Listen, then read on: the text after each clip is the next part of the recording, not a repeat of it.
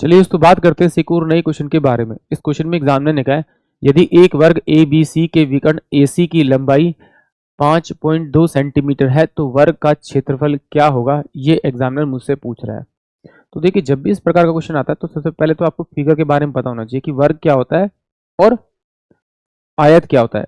वर्ग एक ऐसी फिगर होती है जिसके चारों तरफ की साइड बराबर होती है, बट जब जब साइड आपस में मिलती हैं तो उनके बीच में 90-90 डिग्री का एंगल बनता है और जो उनके विकर्ण होते हैं वो भी उनके क्या होते हैं, बराबर बराबर होते हैं। अगर ये बात आपको पता है तो आप इस क्वेश्चन को फिर आसानी से निकाल पाएंगे। देखिए एग्जामिनर ने कहा कि भाई उसका एक विकर्ण मुझे दे रखा है 5.2 सेंटीमीटर। इसका मतलब है कि अगर ये वर्ग है और उसके विकर्ण एक दे रखा है और मुझे उसका एरिया निकालना है यानी क्षेत्रफल निकालना है, तो ये 5.2 इंटू में 5.2 यानी कि इसको 2 बार मल्टीप्लाई कर दीजिए और इसे आप 2 से भाग कर दीजिए तो आपको इसका आंसर मिल जाएगा 13.52। ये इसका आंसर मिल जाएगा, यानी कि ऑप्शन जो बी होगा वो इस क्वेश्चन के लिए करेक्ट होगा। एक बार फिर देखते हैं जरा इसको। ये देखिए एग्जामिनर ने एक मुझे क्या दे रखा है, एक वर्ग दे रखा है। अगर इसकी साइड ये a सेंटीमीटर है तो ये भी a सेंटीमीटर की, ये भी a सेंटीमीटर की, ये भी a सेंटीमीटर की। इनके बीच का जो एंगल होता है वो हमेशा 90 डिग्री का होता है।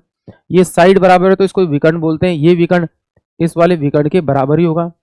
तो अगर मुझे दो विकर्ण मिल जाते हैं यानी ये वाला और ये वाला मिल जाए तो मैं कहूँगा d1 इंटू में d2 अपॉन में 2 करूंगा तो ये मेरे पास में क्या मिल जाएगा, इसका क्षेत्रफल मिल जाएगा। या तो आप इस तरह से निकाल लीजिए या फिर इन दोनों साइडों को मल्टीप्लाई करेंगे तो भी आपको इसका क्षेत्रफल मिल जाएगा।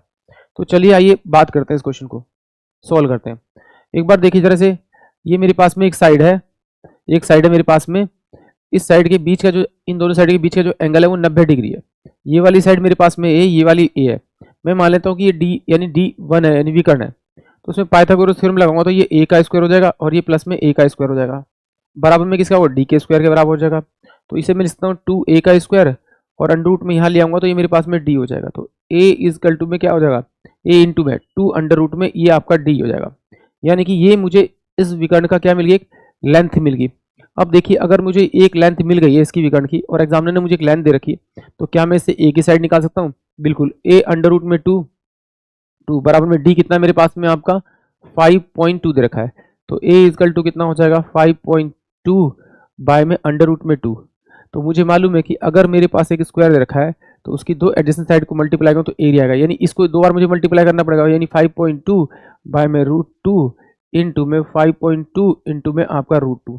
तो देखिए कि क्या ये वही आ रहा है क्या, 5.2 इंटू में 5.2 और बाय में 2, बिल्कुल ये आ रहा है। इसको सोल्व करेंगे तो 13.52 ये सेंटीमीटर स्क्वायर में इसका आंसर आएगा, क्योंकि एरिया हमेशा स्क्वायर में होता है और वॉल्यूम जो होता है ना, आयतन, वो क्यूब में होता है। यानी कि ऑप्शन जो मेरे पास में बी होगा वो इस क्वेश्चन के लिए करेक्ट होगा। आई होप आप सभी को क्वेश्चन समझ में आया होगा।